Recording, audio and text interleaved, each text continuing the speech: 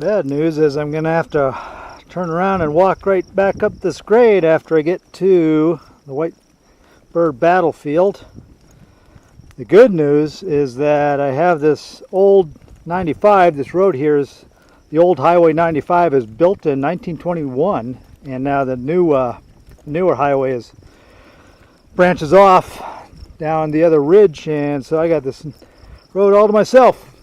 And just a spectacular scenery looking down into the Salmon River drainage, Salmon River Canyon in Idaho. And the wildflowers are at their peak. They're just balsam root and Indian paintbrush and lupin up to the right of me.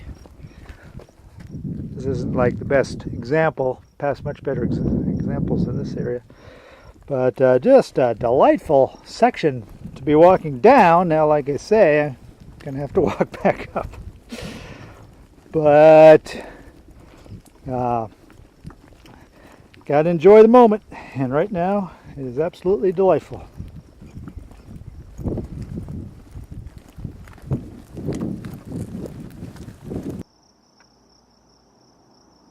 Today is June 17th, and it just happened to be June 17th, 134 years ago to this day, that the Battle of Whitebird took place in this beautiful valley called Whitebird Valley.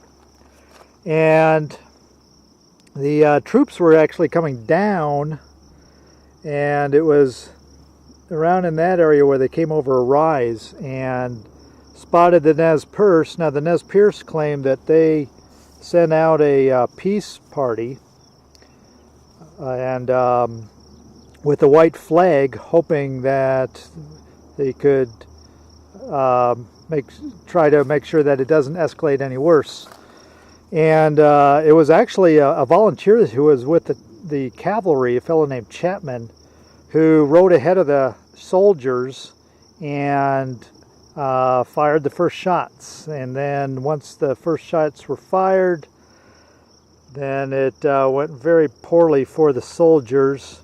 Earlier I had stated that 33 had been killed, and one Nez Perce, I was wrong. It's 34 soldiers were killed, and only 3 Nez Perce were slightly injured. So it was in this valley that the first real skirmish took place, and it did not go well for the cavalry whatsoever. And let's see, it took a whole week until the troops buried the 34 soldiers. General Howard's troops, they buried the soldiers on the battlefield at Whitebird. One soldier was found alive. Jack Manuel was found alive. June 27th, the troops finished burying the dead. June 29th, Howard camps at Horseshoe Bend. And now during this time, the Nez Perce began moving across the Salmon River.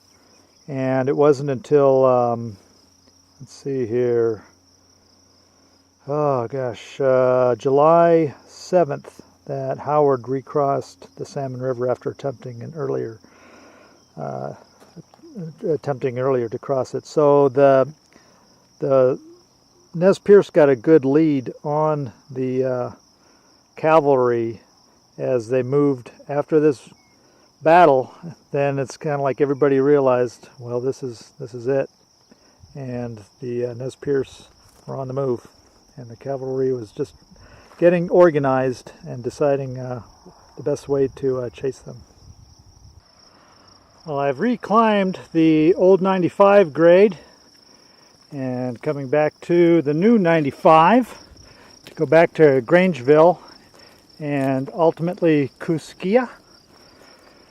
And I just wondered what Yellow Wolf, who happened to be one of the leaders of the Nez Perce in the Battle of Whitebird, wonder what he would think of having a road named after him. Here up on the upper canyon of Whitebird Canyon, who is named after the Nez Perce chief Whitebird.